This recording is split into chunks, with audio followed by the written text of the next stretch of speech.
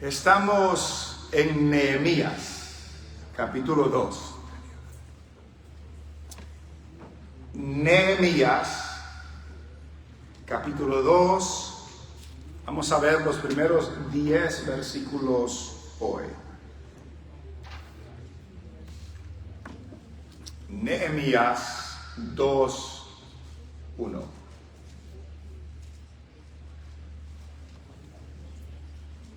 Nehemiah, si alguien lo anda buscando en inglés. Nehemías, capítulo 2, versículo 1. Leemos Nehemías 2:1 y nos dice: sucedió en el mes de Nisán, en el año 20 del rey Artajerjes, que estando ya el vino delante de él, tomé el vino y lo serví al rey. Y como yo no había estado antes triste en su presencia, me dijo el rey: ¿por qué está triste tu rostro? Pues no estás enfermo. No es esto sino quebranto de corazón. Entonces temí en gran manera. Versículo 3. Y dije al rey: para siempre viva el rey. ¿Cómo no estará triste mi rostro cuando la ciudad, casa de los sepulcros de mis padres, está desierta y sus puertas consumidas por el fuego? Me dijo el rey: ¿qué cosa pides? Entonces oré al Dios de los cielos y dije al rey: si le place al rey y tu siervo ha hallado gracia delante de ti, envíame a Judá, a la ciudad de los sepulcros de mis padres, y la reedificaré. Entonces el rey me dijo, y la reina estaba sentada junto a él: ¿cuánto durará tu viaje y cuándo volverás? Y agradó al rey enviarme después que yo le señalé tiempo. Además dije al rey: si le place al rey, que se me den cartas para los gobernadores al otro lado del río, para que me franqueen el paso hasta que llegue a Judá. Y carta para Asaf, guarda del bosque del rey, para que me dé madera para enmaderar las puertas del palacio de la casa, y para el muro de la ciudad, y la casa en que yo estaré. Y me lo concedió el rey según la benéfica mano de mi Dios sobre mí. Vine luego a los gobernadores del otro lado del río y les di las cartas del rey. Y el rey envió conmigo capitanes del ejército y gente de a caballo. Pero oyéndolo Sanballat, Horonita, y Tobías, el siervo amonita, les disgustó en extremo que viniese alguno para procurar el bien de los hijos de Israel. Amén. Oramos. Padre, gracias por tu palabra. Gracias que la hemos leído. Gracias que estamos a la expectativa de lo que nos dirás en esta mañana. Pedimos que pueda nuestra mente enfocarse, concentrarse en tu palabra, en lo que estaremos a punto de escuchar. Que sea tu palabra predicada hoy con poder, con claridad, con precisión, y que seas tú hablando de tu pueblo por medio de tu siervo, para la gloria de tu nombre. En el nombre de Jesús. Amén y amén. Pueden sentarse.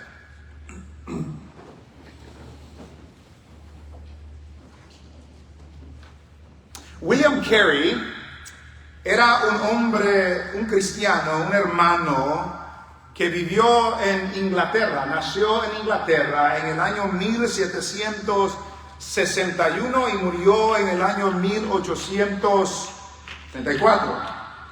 William Carey es reconocido como el fundador de las misiones modernas. En otras palabras, aquellos misioneros que salen de sus países y van a otros lugares para llevar el evangelio, se cree que William Carey es el fundador de esas misiones. Y él mismo fue misionero en la India a finales de los 1700.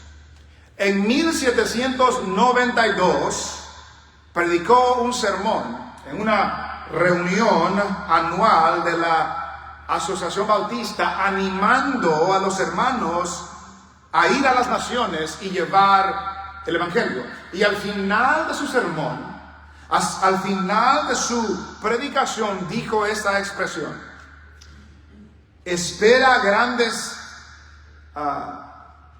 cosas de Dios e intenta hacer grandes cosas por Dios. Termina su sermón y da esta expresión: espera grandes cosas de Dios, pero también intenta hacer grandes cosas para Dios. Lo que esta expresión implica es que hay un Dios grande que puede hacer cosas grandes. Hay un Dios grande que ha prometido obrar de cierta forma con los que creemos en Él, y los que creemos en Él debemos movernos por fe para ver las cosas grandes que Dios hará. Espera grandes cosas de Dios, intenta grandes cosas para Dios. Abraham en la Biblia salió de su tierra a una tierra que no conocía porque le creyó a Dios. Moisés cruzó el Mar Rojo con los israelitas porque le creyó a Dios. Abraham subió al monte para sacrificar a Isaac porque creyó que Dios era grande y lo podía resucitar. David, Salomón prepararon y edificaron el templo porque sabían que Dios era grande. Espera grandes cosas de Dios e intenta grandes cosas de Dios. En el pasaje que hemos leído, Nehemías está a punto de intentar algo grande. Nehemías está a punto de pedir permiso al rey Artajerjes para ir a Judá y reedificar la ciudad de Jerusalén. Era una petición grande. Y lo que quiero enfatizar en estos 10 versículos que hemos leído es que hacer cosas grandes, grandes cosas para Dios requiere oración, requiere preparación y requiere oposición también. Escucha otra vez: hacer grandes cosas para Dios requiere oración, requiere preparación y requiere oposición. Debemos aclarar que no simplemente estamos hablando de hacer cosas grandes, porque muchas personas en este mundo han hecho cosas grandes. El ser humano ha viajado en el espacio. Esas son cosas grandes. No estamos hablando de tener sueños exitosos en el trabajo o en nuestra carrera o en nuestros estudios. No estamos hablando de hacer cosas grandes en sí o cosas grandes para nosotros. Estamos hablando de hacer cosas grandes para Dios, no para nosotros. Hacer cosas grandes para Dios. Y esta idea, este principio se fundamenta en el hecho de que el cristiano, el Hijo de Dios, ya no vive para sí, vive para otro. El cristiano ya no vive para sus deseos, para sus logros, para alcanzar lo que uno quiere alcanzar. El cristiano vive para aquel que murió y resucitó por ellos. El cristiano vive con el deseo de agradar a otro y no el deseo de agradarse a sí mismo. Y lo que vemos en este pasaje es que Nehemías está a punto de intentar algo grande. Lo que vemos primero es que lo que está a punto de intentar está arropado, por así decirlo, con la oración. Si recordamos en el capítulo 1, Nehemías recibe malas noticias. Y lo que hace Nehemías cuando recibe malas noticias es que ora y ayuna y se postra delante del Señor por varios días. reconoce el carácter de Dios, conoce la palabra de Dios, conoce su identidad en el Señor, pero dedica tiempo para orar al Señor por las malas noticias que había escuchado, y termina en el capítulo 1, en el versículo 11, diciendo: te ruego, oh Jehová, esté ahora atento tu oído a la oración de tu siervo y a la oración de tus siervos, quienes desean reverenciar tu nombre. Y note lo que termina diciendo: concede ahora buen éxito a tu siervo y dale gracia delante de aquel varón. En otras palabras, ayúdame a tener éxito con el rey. Y Nehemías ora. Y llegamos al capítulo 2. En el capítulo 2 comienza diciendo: sucedió en el mes de Nisán, en el año 20 del rey Artajerjes. Estamos hablando de no de un cargo, de un mes, en el mes de Nisán. Entonces la pregunta sería: cuando Nehemías comenzó a orar en el capítulo 1, ¿cuánto tiempo pasó hasta que encontramos el capítulo 2? ¿Fue de la noche a la mañana? ¿Fue 2 días, 3 días? ¿Fue una semana? Notamos que pasaron meses desde que Nehemías escuchó las malas noticias, desde que comenzó a orar y ayunar y a presentarse delante de Dios, a confesar su pecado y a pedir gracia de parte de Dios para hablar con el rey, para que tenga buen éxito con el rey. Y Nehemías estaba orando, y Nehemías estaba orando, y Nehemías estaba orando. Pero Nehemías estaba orando y encerrado en su cuarto. No, Nehemías tenía un trabajo, y era un trabajo sumamente importante. Nehemías era copero del rey. Y era copero del rey, que significa que él servía directamente al rey, que él probaba el vino, probaba la comida antes del rey para que no lo vaya a envenenar. Él era el protector del rey en ese sentido. Y pasaron meses de Nehemías haciendo su trabajo con esas malas noticias.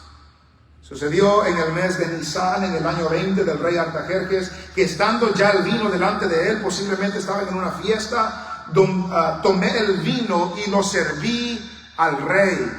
Y note la expresión en el versículo 1 al final: y como yo no había estado antes triste en su presencia. Habían pasado meses con las malas noticias, pero Nehemías no había estado triste delante del rey en todo ese tiempo. Angustiado, afligido, pero él no había estado triste delante de la presencia del rey. Y como nunca había estado triste, el rey se fijó que había algo diferente de Nehemías en ese día. Y el rey le preguntó, versículo 2, ¿por qué está triste tu rostro? ¿No estás enfermo? Entonces algo te está pasando en el corazón, algo te está angustiando. Entonces note esto, hermanos. Nehemías tenía problemas, pero nadie se daba cuenta que Nehemías tenía problemas. No estoy diciendo que nadie se dé cuenta de sus problemas, no ese es el punto. Pero mi punto es, la actitud de Nehemías era de tal forma que el estar triste era la excepción, no era la regla. En otras palabras, ¿conoce usted personas que siempre se andan quejando? De todo se andan quejando. Todos los días se andan quejando. Se quejan de la vida, del trabajo, del tráfico, de su esposa, de su esposo, de sus hijos, de la iglesia, del pastor. De todo se andan quejando. Esa es la regla de su vida, no es la excepción. Siempre andan tristes, siempre andan quejándose, siempre. Nehemías no. Nehemías día tras día no se podía ver que había tristeza en su corazón y en su vida. Y a lo que voy, hermanos, no es el punto principal, pero es un principio que quiero que meditamos. Es nuestro caminar con el Señor, nuestro día a día. ¿Cómo nos ven a nosotros? ¿Nos ven gozosos? ¿Nos ven alegres? ¿Nos ven felices? El gozo del Señor es nuestra fortaleza. ¿O somos de aquellos que siempre nos estamos quejando? Siempre nos estamos renegando de algo o de alguien. No, Nehemías nunca había estado triste delante de la presencia del rey. Y este día se fijó. Y ahora el rey le preguntó, ¿qué te pasa? ¿Qué te pasa? ¿Qué está pasando contigo? ¿No estás enfermo? ¿Por qué estás triste? Estás profundamente, debes estar, otra versión dice, profundamente angustiado. Y note lo que sucede. Versículo 2 otra vez, me dijo el rey, ¿por qué está triste tu rostro? Pues no estás enfermo, no es esto, sino quebranto de corazón. Y note la siguiente expresión. Entonces temí en gran manera. Note que estas son las palabras de Nehemías. Nehemías confiesa que él tuvo temor. El rey le dijo, ¿tú estás triste? ¿Algo pasa contigo? Y Nehemías tuvo miedo. Nehemías tuvo temor. ¿Por qué tuvo temor Nehemías? ¿Por qué le dio miedo esa expresión? Porque delante del rey no puede estar triste. Delante del rey no puede estar con la cara larga, como se decimos nosotros. Delante del rey no podía estar afligido. Delante del rey tenía que estar alegre. Tenía que estar feliz. Delante del rey, si alguien anda triste o un problema, puede hacer que el rey interprete eso mal, aún le puede costar la vida. Delante del rey, Nehemías en ese momento dice que tuvo gran temor. Y Nehemías era un hombre de fe. Nehemías era un hombre de oración. Pero en ese momento, Nehemías tuvo temor. Hermanos, no nos vayamos a caer en la trampa de ser súper espirituales, que nunca tenemos miedo. Nunca tenemos, nosotros oramos, nada nos... Hermanos, Nehemías, un hombre de Dios, en ese momento tuvo temor. Eso nos pasa a todos nosotros en algunos momentos. Pero el caso de Nehemías es que no se quedó con ese temor. Entonces, el rey le pregunta, ¿qué pasa? Él tuvo temor, pero él en el versículo 3 le contesta al rey, y dije al rey, para siempre vive el rey. ¿Cómo no estará triste mi rostro cuando la ciudad, casa de los sepulcros de mis padres, está desierta y sus puertas consumidas por fuego? Note que Nehemías le da la razón porque está triste. La ciudad del sepulcro de mis padres está vacía. Dice que las puertas de la ciudad están consumidas por fuego. Nehemías, notamos que no le dice cuál ciudad. Nehemías no le dice Jerusalén. Simplemente le dice la ciudad, el sepulcro de mis padres. No le dice el muro está derribado, le dice las puertas están quemadas por fuego. Posiblemente, no menciona el nombre de Jerusalén, porque en el tiempo de Esdras, este mismo rey había enviado una carta para que dejen de construir los muros. Este mismo rey había mandado una carta a Jerusalén para que dejen de hacer lo que estaban haciendo. Y ahora, posiblemente no le dice que es Jerusalén ni los muros, porque él ya había dicho que no se haga nada allá. Pero le dice explícitamente, la ciudad del sepulcro de mis padres está desierta y sus puertas consumidas por el fuego. Y el rey percibe que Nehemías tiene algo en su mente, porque note el versículo 4, me dijo el rey, ¿qué cosa pides? ¿Qué estás pidiendo? ¿Y qué hizo Nehemías? ¿Se puso a pedir? ¿Qué hizo Nehemías en ese momento? Entonces oré al Dios de los cielos. Piensen en eso. Había estado orando por meses. Habían pasado aproximadamente 4 meses desde que él recibió las noticias, y en esos 4 meses él había estado orando, ayunando delante del Señor, orando, y luego se le presenta la ocasión meses más tarde de poder hacerle la petición al rey. Porque al rey no se le pide nada, al menos que el rey te dé permiso que le pidas. Pasaron meses Y ahora, teniendo la oportunidad, aunque tuvo temor, pero confiaba en el Señor, y teniendo la oportunidad de hablar con el rey, se dirigió a Dios. Y note que otra vez lo describe diciendo: entonces oré al Dios de los cielos. Oré al Dios que está encima de este rey. Este rey es el rey de Persia. Yo me dirijo al Dios de los cielos. Este Dios de los cielos está por encima de este rey. Y yo me dirijo al rey de los cielos, al Dios de los cielos. Entonces, en ese momento Nehemías busca sabiduría. En ese momento Nehemías busca dirección. Ya había orado que le pueda ir bien con el rey. Recuerda cómo terminó el capítulo 1. Te pido que me vaya bien con el rey. Te pido que pueda hallar gracia delante del rey. Y habían pasado 4 meses de Nehemías pidiendo esto, y luego se le llega la oportunidad para que su oración sea contestada. Entonces Nehemías estaba a punto de intentar algo grande, pero ese intento estaba rodeado de oración.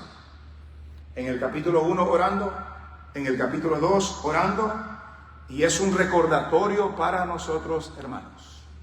Es un recordatorio para nosotros que todo lo que queramos hacer para el Señor tiene que ir rodeado con la oración.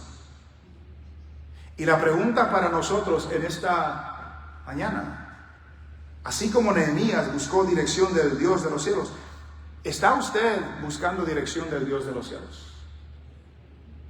¿Quiere hacer cosas? ¿Quiere alcanzar cosas? ¿Quiere lograr cosas en este mundo? No estamos hablando de eso. Estamos hablando de cosas para Dios, para su reino. Está buscando dirección del Dios de los cielos. Está buscando sabiduría de aquel que prometió dar sabiduría al que no tiene sabiduría, pero que se la pida a él. Está buscando sabiduría. Está orando para que Dios le abra puerta para servir, para la palabra. Está orando que Dios le ha abierto una puerta y no sabe qué hacer. Está enfrentando una situación que va más allá de sus fuerzas. Lo que Nehemías estaba a punto de hacer, él no lo podía hacer. Era más allá de sus fuerzas. Está luchando usted con algo que va más allá de sus fuerzas. Ore. Ore. La oración es una demostración de debilidad. La oración es una demostración de dependencia. La oración es una demostración de humildad, reconociendo que nosotros no podemos, pero vamos a aquel que sí puede. Nosotros no sabemos, pero vamos a aquel que sí sabe. Nosotros no tenemos la sabiduría suficiente, pero vamos a aquel que es el Padre de sabiduría para que nos dé sabiduría para lo que necesitamos hacer. Oramos, nos acercamos a Dios y debemos de recordar, hermanos, todo cristiano se puede acercar a Dios en oración. Todo cristiano. ¿Por qué? Porque Cristo ya murió, pagó nuestra deuda y aquello que no nos permitía acercarnos a Dios ha sido quitado. Ha sido removido y por lo tanto Cristo ya murió, ya pagó nuestra deuda. Cristo ha resucitado. Cristo ya nos ha dado acceso a Dios. Y por lo tanto acerquémonos a Dios en oración. El escritor a los Hebreos dice: acerquémonos pues confiadamente al trono de la gracia para alcanzar misericordia y para hallar gracia para el oportuno socorro. Entonces, si queremos alcanzar grandes cosas para Dios, necesitamos orar, pedir dirección, pedir sabiduría, pedir fuerza para que el Señor nos ayude. Pero también lo que vemos aquí, hermanos, es que necesitamos preparación, planear. Porque note lo que pasa. Nehemías, cuando el rey le dice: ¿qué pides? Nehemías, en el versículo 5, después de haber orado, en el versículo 5, le dijo al rey. Nehemías tenía sabiduría, tenía gracia, tenía respeto. Dijo al rey: si le place al rey. No llegó demandando, no llegó diciendo yo soy siervo de Dios y me vas a... No. Él, aunque era siervo del Dios de los cielos, en esta tierra era siervo del rey de Persia. Y por lo tanto, aunque Dios estaba con él se dirigió al rey de Persia en una manera de respeto, en una manera que debía hacerlo, porque el rey era el rey y él era su siervo. Si le place al rey. Y tu siervo ha hallado gracia delante de ti. Nota esa expresión, porque ¿qué pidió Nehemías en el capítulo 1? Recuerda, capítulo 1, versículo 11. Te ruego, Jehová, esté ahora atento a tu oído a la oración de tu siervo y a la oración de tus siervos, quienes desean reverenciar tu nombre. Luego dice, concede ahora buen éxito a tu siervo y dale gracia delante de aquel varón. Su petición fue, dame gracia delante del rey. Y cuando Nehemías se presenta, dice, si le place al rey, y he hallado gracia delante del rey. Si no ha hallado gracia, su petición no ha sido contestada. Si ha hallado gracia, las puertas se van a abrir. Y se presenta así delante del rey. Si le place al rey y tu siervo ha hallado gracia delante de ti, ¿qué le pide? Envíame a Judá. ¿Para qué? A la ciudad de los sepulcros de mis padres y la reedificaré. ¿Qué está pidiendo Nehemías? Es siervo de Dios, pero es siervo del rey aquí en la tierra, del rey de Persia. Y con respeto le pide, si le place al rey, y he dado gracia delante de ti, envíame a Judá. Nota que no es en Jerusalén otra vez. Envíame a Judá, a la casa de mis padres, y yo la voy a la ciudad de mis padres, y yo la voy a reedificar. ¿Puede un hombre reedificar una ciudad? No. Pero él estaba pidiendo algo grande. Estaba intentando hacer algo grande. No para él. Nehemías no necesita una gran ciudad. Él estaba en el palacio. Él comía todo lo que le daban de comer al rey, con tal que no lo envenenen. Él lo estaba probando, estaba bueno. Él no necesitaba regresar a la ciudad que estaba destruida, pero él está pidiendo hacer algo grande para Dios. Recuerde por qué está destruida la ciudad. Porque el pueblo había desobedecido. Y Dios destruyó la ciudad como castigo. Pero recuerde en el capítulo 1, cuando Nehemías está recordando la promesa de Dios, recuerde lo que Dios había dicho en el capítulo 1, en el versículo 9, pero si os volviereis a mí y guardaréis mis mandamientos y los pusiereis por obra, aunque vuestra dispersión fuere hasta el extremo de los cielos, de ahí os recogeré y os traeré al lugar que escogí para hacer habitar allí mi nombre. ¿Por qué era importante para Nehemías? Porque Dios había escogido que en Jerusalén ahí iba a habitar el nombre de Dios. Y lo que Nehemías estaba haciendo era restaurar la reputación del nombre de Dios. También ayudar a los israelitas, pero ahí restaura la reputación del nombre de Dios. Estaba intentando hacer algo grande para Dios. Envíame a Judá. Voy a reedificar la ciudad. Quiere alcanzar cosas grandes para Dios. Versículo 6. Entonces el rey me dijo, y la reina estaba sentada junto a él: ¿cuánto durará tu viaje? ¿Y cuándo volverás? Versículo sigue diciendo: y agradó al rey enviarme después que yo le señalé tiempo. ¿Qué significa eso? ¿Qué significa que en ese día el rey le preguntó: ¿qué estás pidiendo? ¿Tenía una respuesta a Nehemías? Sí, tenía una respuesta a Nehemías. Y luego le hacen otra pregunta: ¿y cuánto tiempo va a demorar tu viaje? ¿Tenía una respuesta a Nehemías? Sí, tenía una respuesta a Nehemías. Y luego le pide, ahorita vamos a ver detalle, pero luego le pide cartas para los gobernantes del otro lado, para que le den pasada, que no lo molesten, que pueda llegar a Judá. Y luego dice, y también cartas para el que está encargado del material, de la madera, para que me den madera, para que pueda reconstruir estos lugares que voy a reconstruir. ¿Qué nos da a entender eso de Nehemías? O que en esos 4 meses estaba planeando, estaba preparando, y cuando le hicieron la pregunta, no tuvo que titubear, ya había planeado, ya estaba preparado. ¿No le ha pasado a usted algo que usted propone algo y le dicen, bueno, ¿cómo lo vamos a hacer? Pues no sé todavía. Es una idea nomás. Bueno, ¿y qué pasa eso? No sé. Nehemías estaba preparado. Nehemías estaba listo. Para cuando el momento llegue, le hicieron las preguntas, ¿cuánto tiempo? Este tiempo. ¿Dónde vas a ir? Esto. ¿Qué vas a hacer? Esto. Ya, Nehemías ya estaba preparado. Y no se nos dice el tiempo que les había fijado, pero nos damos cuenta que Nehemías pasó 12 años en Jerusalén. Note lo que dice en Nehemías capítulo 13. Están relatando algo que estaba sucediendo en Nehemías capítulo 13, en el versículo 6.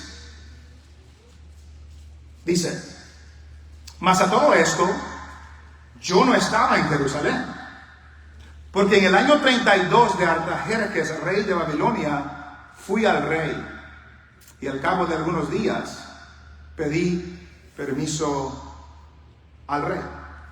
Entonces se fue en el año 20 del rey, en el año 32 regresó al rey. Entonces pasó 12 años en Jerusalén. No sabemos si le dijo 12 años o le dijo menos tiempo y terminó quedándose, pero fueron 12 años cuando regresó al rey Artajerjes. Pero mi punto es este: el tiempo que pasó orando también pasó planeando, preparándose lo que él haría. Y cuando se le hizo la pregunta de lo que iba a hacer y el tiempo, él ya tenía la respuesta. Ya tenía la respuesta. Y cuando alguien tiene las respuestas, eso produce confianza en la persona que está teniendo las respuestas. Porque note que hace el rey. Entonces el rey me dijo, y la reina estaba sentada junto a él, versículo 6, ¿cuánto durará tu viaje y cuándo volverás? Y agradó el rey enviarme, y después que yo le señalé tiempo, luego dice, además, dije al rey, si le place al rey, que se me den cartas para los gobernantes al otro lado del río, para que se me franqueen el paso hasta que llegue a Judá, y carta para Asaf, guarda del bosque del rey, para que me dé madera para enmaderar las puertas del palacio de la casa y para el muro de la ciudad y la casa en la que yo estaré. Y me lo concedió el rey. Entonces, en el tiempo de preparar, Nehemías había sabido dónde iba a ir, sabía cuánto tiempo iba a durar, entendió que iban a haber problemas con otros gobernantes, pidió cartas para protección, sabía que iban a necesitar material, pidió carta para tener el material, para poder construir. Todo eso, Nehemías lo había planeado. Todo eso se le concedió a Nehemías. Tenía un plan de lo que quería hacer, tenía un plan de cuánto duraría, y el rey le concedió todo lo que Nehemías le había pedido. ¿Pero por qué? ¿Por qué se lo concedió el rey? Recuerda, hermanos, los que ya son de nuestra iglesia, que cuando uno la pregunta es que ahí está en el texto. ¿Por qué? Porque oró a Dios. Oró a Dios, pero este versículo 8 termina diciendo, y me lo concedió el rey. ¿Por qué? Según la benéfica mano de mi Dios sobre mí. ¿Por qué tuvo éxito Nehemías cuando se presentó delante del rey? Primero había orado, pero se presentó delante del rey y pidió todas estas cosas. Y el rey se lo dio. ¿Por qué se lo dio el rey? ¿Porque era elocuente Nehemías? ¿Porque era bueno con sus palabras? ¿Porque buen planeador y tenía todo preparado? Eso ayuda, pero no era por eso. ¿Por qué fue? Porque la mano buena de Dios estaba con él. Por la mano benéfica, mano de mi Dios sobre mí. La mano bondadosa de mi Dios. Nehemías reconoce que la gracia que halló ante el rey viene del Rey de los cielos. Dios le dio esa gracia para hablar con el rey. El favor que el rey le mostró viene del favor que Dios ya le había mostrado a Nehemías. Habla de humildad, porque Nehemías reconoce, no fue él, no fue su elocuencia, no fue sus conexiones, fue la mano bondadosa. Y note que no dice la mano bondadosa de Dios, porque Dios es bondadoso. ¿Qué dice Nehemías específicamente? Según según la benéfica mano de Dios sobre mí.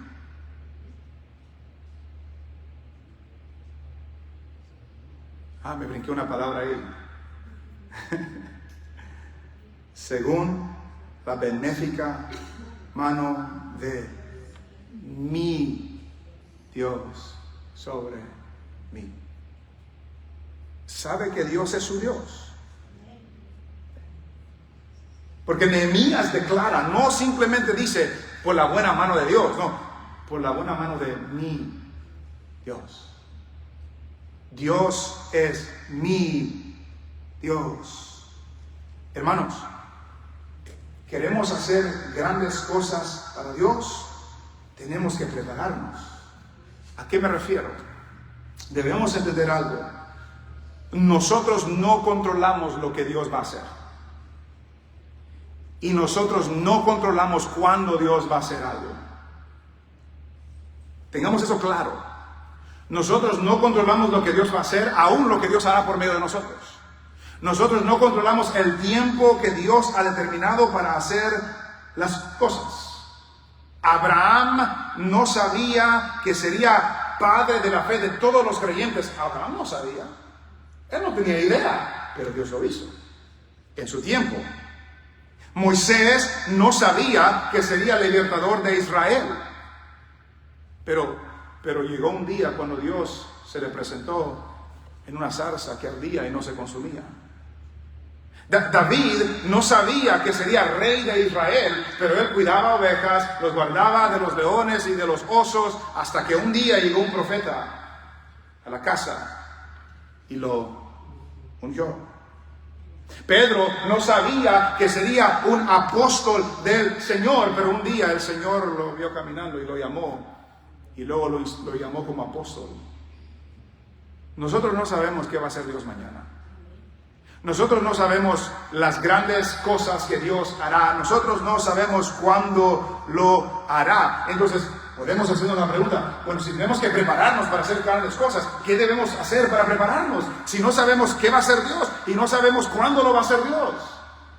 ¿Usted cree que Nehemías sabía que él iba a ir a reconstruir? No. ¿Qué hacemos, hermanos? Le voy a decir algo que va a decir, ¿no, eso es todo? A ver, ¿qué hacemos para prepararnos? Hacemos las cosas rutinarias de la vida cristiana, el día a día. ¿Qué es eso? Oramos. No crea que Nehemías comenzó a orar cuando le dieron las malas noticias. No, Nehemías, no se nos dice el pasaje, pero podemos decirlo según el carácter de Nehemías. De Nehemías era un siervo de Dios. Nehemías, lo más seguro, oraba antes que se le dieron estas noticias. Y la oración de Nehemías fue una parte de la rutina que él tenía delante del Señor. Orar. Hermanos, yo no sé ustedes, pero yo no oro lo suficiente.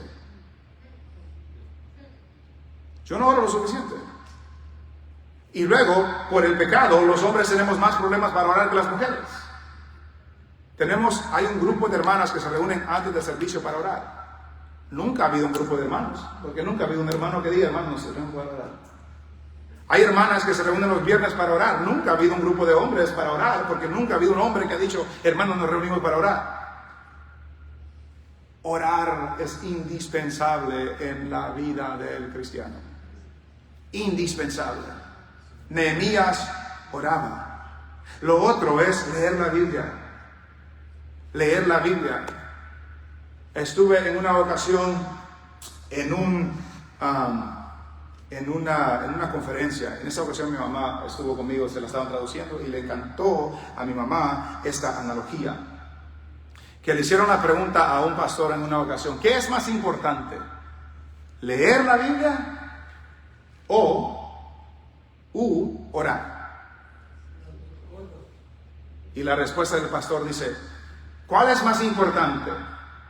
¿La ala derecha de un avión o la ala izquierda de un avión? Necesita las dos para volar el avión. La vida cristiana necesita las dos para vivir la vida cristiana: orar y leer la Biblia. Leer la Biblia para crecer en conocimiento. Leer la Biblia para llenarse de sabiduría. Leer la Biblia para arraigarse en el Señor Jesucristo. ¿Qué podemos hacer? Servir. Servir a los demás, servir en la iglesia. Son las cosas rutinarias de día a día, semana tras semana, para prepararnos si acaso Dios se digna a usarnos para hacer algo en este mundo, en esta vida, en esta iglesia. Hermanos, ¿quiere que sus hijos crezcan y conozcan a Dios? ¿Quiere que sus hijos sirvan a Dios sinceramente en algún futuro? ¿Qué está haciendo hoy usted para que eso pueda suceder el día de mañana? ¿Qué estamos haciendo? ¿Cómo nos estamos preparando? ¿Le está leyendo la Biblia a sus hijos? ¿Está leyendo la Biblia con sus hijos? ¿Está orando por sus hijos? ¿Está orando con sus hijos? ¿Qué estamos haciendo hoy? ¿Cómo nos estamos preparando hoy para que Dios pueda hacer algo el día de mañana? ¿Quiere que nuestra iglesia crezca? ¿Quiere que nuestra iglesia crezca no solamente en número, que se llene este lugar, pero que crezca, los cristianos crezcan en conocimiento, en sabiduría y en madurez? Bueno, ¿qué estamos haciendo hoy para que Dios pueda hacer algo mañana?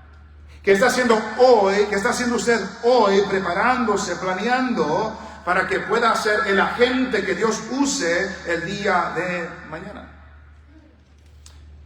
A veces pensamos, eso es muy grande para mí. Ok, quiere alcanzar su vecino para Cristo. Quiere alcanzar a su amigo, su primo, su esposa, su esposo. Quiere alcanzar su familia para Cristo. ¿Qué estamos haciendo hoy en preparación por si acaso Dios les concede arrepentimiento el día de mañana? Porque grandes cosas para Dios, hermanos, no nos vayamos a tragar la mentira que grandes cosas para Dios habla de estadios llenos y música. No, grandes cosas para Dios aún son cosas pequeñas. Lo que define las cosas grandes para Dios es Dios, no solamente nosotros. Jesús dijo que hay fiesta en los cielos. ¿Cuándo? Cuando un pecador se arrepiente. Es decir, Dios lo usa a usted, la usa a usted para alcanzar a su vecino, para alcanzar a su amigo, a su primo, a su esposa. Hay fiesta en los cielos. Eso es grande. No es solamente predicar en esta... No, gloria a Dios por ello. Pero si usted es usado por Dios para alcanzar a alguien con el Evangelio, hay fiesta en los cielos por eso. Pero ¿qué está haciendo hoy para que eso pueda suceder?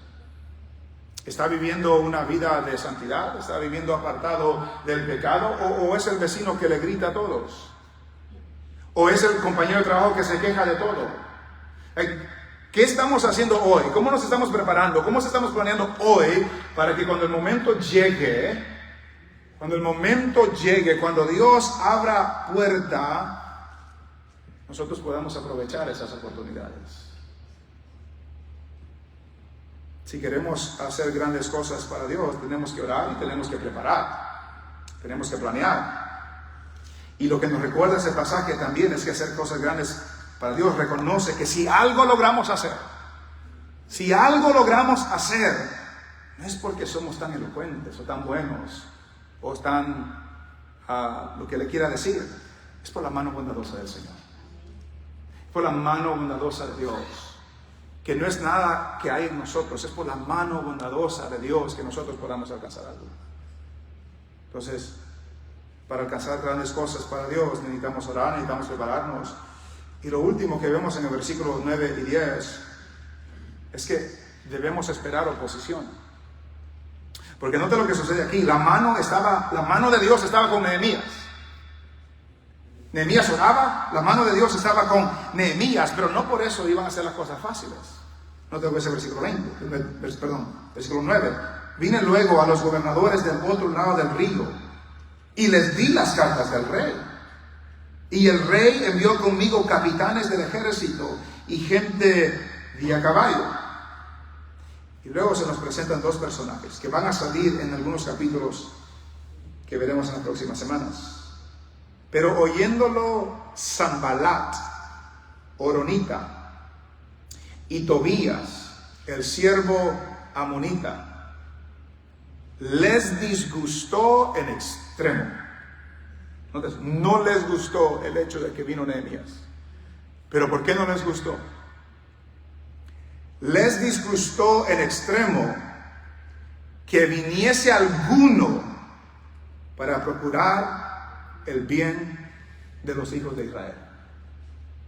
Los hijos de Israel estaban mal y ellos estaban felices que ellos estaban mal. Los hijos de Israel estaban en una condición miserable y estos estaban felices que estaban en una condición miserable. No querían que salgan de ahí y por lo tanto se opusieron al hecho de que Nehemías venía para buscar el bienestar del pueblo de Israel. No se alegraron porque Nehemías se preocupó por los hijos de Israel. Hermanos, cada vez que algo bueno quiere suceder, siempre hay oposición. Siempre hay oposición. Cuando Nehemías quiso hacerlo, se levantaron unos en oposición para buscar el bienestar de los hijos de Israel. Cuando Dios determinó salvar al mundo, enviar a su hijo a morir en la cruz, hubo oposición. Los líderes religiosos se opusieron. Lo criticaban porque se juntaba con pecadores y con rameras y comía con ellos y bebía con ellos, porque Dios, por medio de Jesucristo, quería restaurar a estas personas que estaban caídas y había oposición. Cuando iba a la cruz, el enemigo, Satanás y sus demonios trataron de impedir que Cristo vaya a la cruz. ¿Cómo? Cuando comienza su ministerio, Satanás le ofrece todos los reinos si postrado le adora. ¿Por qué? Porque él iba a recibir todos los reinos después de la muerte y resurrección. Pero Satanás trató de oponerse, de detenerlo. Cuando en Getsemaní estaba orando, un ángel tuvo que venir a confortarlo porque el enemigo se estaba oponiendo. Pero Cristo triunfó. Cristo triunfó. Y lo que nos recuerda a nosotros, hermanos, es que cuando usted quiere hacer algo grande para Dios, espere oposición. No se sorprenda de la oposición. No digo que cuando usted quiera hacer algo para usted, si quiere poner una empresa y le va mal, no le eche la culpa al diablo. No estamos hablando de eso. Estamos hablando cuando quiere hacer algo para Dios, en el reino de Dios, en la obra de Dios, para los que son del Señor, algo grande para Dios. Cuando usted busca el bienestar de alguien más, va a haber alguien que se le va a oponer. Cuando usted se dedica a restaurar a una persona que está caída, va a haber alguien o algo que se le va a oponer. Cuando usted quiere luchar por su matrimonio, va a haber algo o alguien que se va a oponer. Cuando quiere que alguien se salve y le habla del evangelio, va a haber algo o alguien que se le quiera oponer. Cuando quiere usted caminar íntegramente con el Señor, va a haber algo o alguien que lo quiere detener. Cuando aparta tiempo para crecer en conocimiento, va a haber algo o alguien que se le oponga para que usted no busque el bienestar ni de usted, ni de los hermanos, ni de otros que están caídos. ¿Quién se nos opone? Se opone el enemigo. Se opone Satanás. Pablo en algunas ocasiones decía, yo tenía intenciones de hacer esto, pero se me opuso Satanás. Se le opone Satanás. ¿Qué más se le opone? Se le opone el mundo. Porque ¿quién está controlando el mundo? Satanás. ¿Y sabe quién más se opone? Su propia carne. Su propia carne. Que a veces nos gusta echarle la culpa al diablo y al mundo, pero no, a veces somos nosotros. A veces es nuestra propia carne. Cuando usted quiere leer la Biblia, prefiere dormir. Cuando quiere orar, su mente anda por otros lados y no se puede concentrar en la oración. Cuando quiere ir a visitar a alguien, llamarle a alguien que no ha venido a la iglesia, que está pasando por una dificultad, algo se le atraviesa y se le olvida o no lo hace o cualquier excusa. Cada vez que queremos alcanzar algo para el Señor, va a haber oposición. No se asuste. No se mortifique. No se dé por vencido. No, siga adelante. Porque recuerde las palabras de Nehemías, que la mano bondadosa de su Dios estaba con él. Y si usted es del Señor, la mano bondadosa de Dios está con usted también. Y no sabemos cuándo, y no sabemos cómo, pero si nos preparamos, leyendo la Biblia, orando al Señor, sirviendo a los demás, haciendo lo que debemos hacer como cristianos de día a día, de semana a semana, cuando el momento llegue que Dios nos abra puerta, no quedemos sorprendidos. Nehemías estaba listo. Y cuando llegó, lo vamos a ver en los próximos capítulos, cuando llegó a Jerusalén, Nehemías estaba listo, aunque había esta oposición. No, hermanos, Cristo ya obtuvo la victoria. Cristo ya obtuvo la victoria.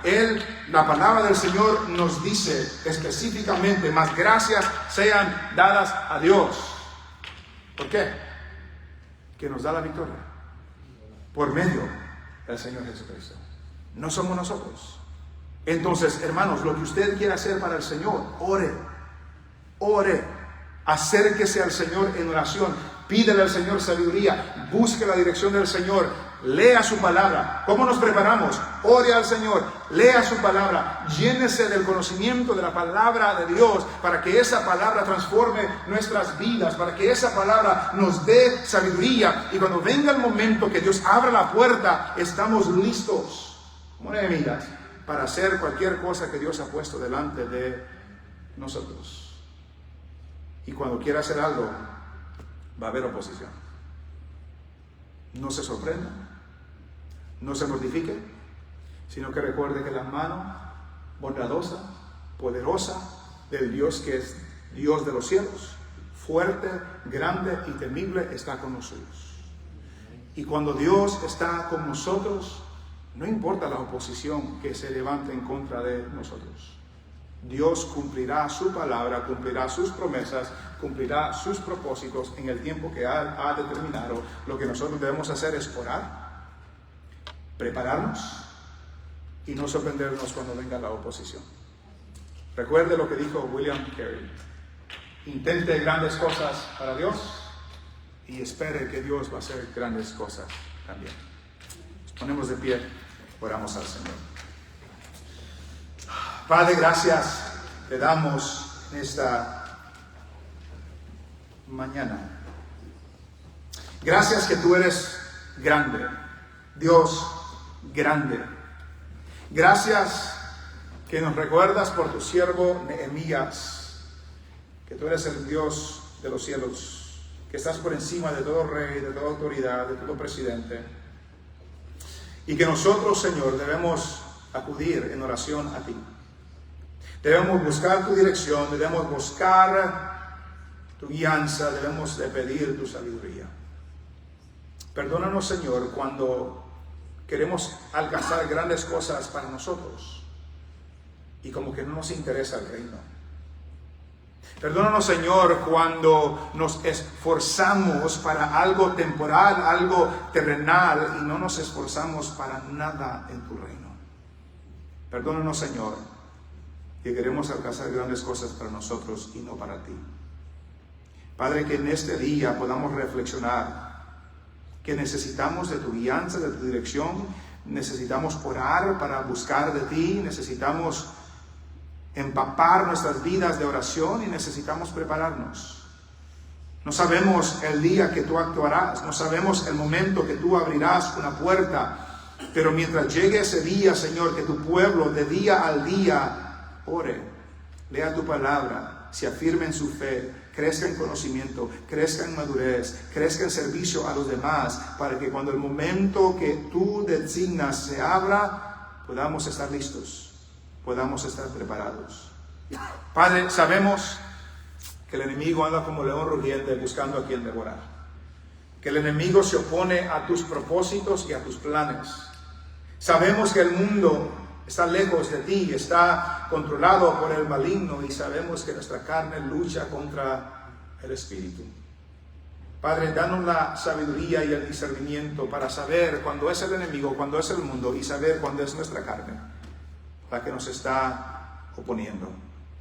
Y que todo eso pueda ser doblegado, nuestra carne específicamente pueda ser doblegada a tu voluntad, a tu señorío, y que tu espíritu controle nuestras vidas para que podamos andar y vivir por el espíritu y no ser guiados por los deseos de la carne. Perdónanos, Señor, cuando no nos levantamos temprano para orar o para leer la Biblia. Perdónanos, Señor, que podemos despertar temprano para hacer ejercicios del cuerpo, pero no para ejercitar nuestra alma. Perdónanos, Señor, cuando nos desvelamos viendo el mundial, pero no podemos desvelarnos leyendo tu palabra. Perdónanos, Señor, cuando es fácil perdernos la reunión de los santos por algo que no es emergencia. Perdónanos, Señor. Perdónanos, Señor, cuando las cosas de este mundo nos agradan más, nos atraen más, y por lo tanto no intentamos grandes cosas para ti y para tu reino porque estamos preocupados por otras cosas. Perdónanos, Señor. Y permite que esta palabra nos haga recapacitar y nos haga entender que este mundo no es nuestro hogar. Como hemos cantado y cantaremos, hay una ciudad que nos espera, donde nuestro Salvador nos recibirá y donde nuestro Salvador nos recompensará. Y todo lo que hayamos hecho que es grande para nosotros se va a quemar en aquel día. Y todo lo que hayamos hecho que es grande para tu reino será recompensado en aquel día. Ayúdanos a vivir de tal forma que en aquel día no estemos avergonzados. En el nombre de Jesús te lo pedimos. Amén. Y ya.